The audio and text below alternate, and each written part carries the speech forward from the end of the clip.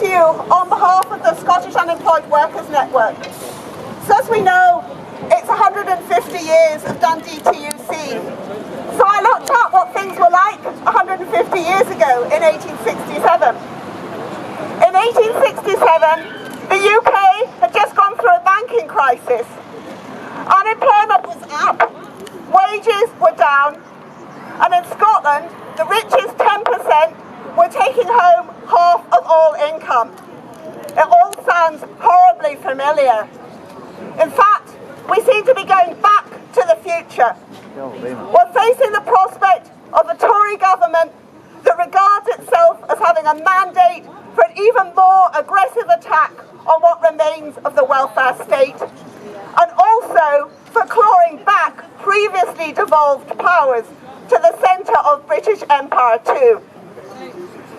Every week, we in the SUWN are outside the job centre carrying out a sort of welfare rights on frontier.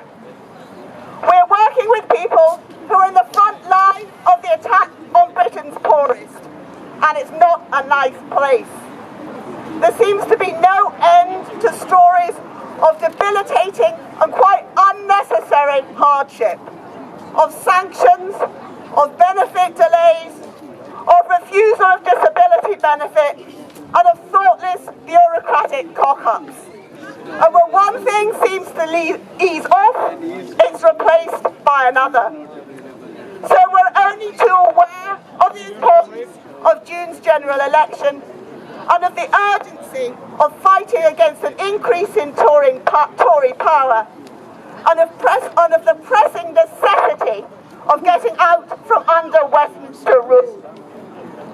If we were in England, we would be supporting Corbyn's Labour Party.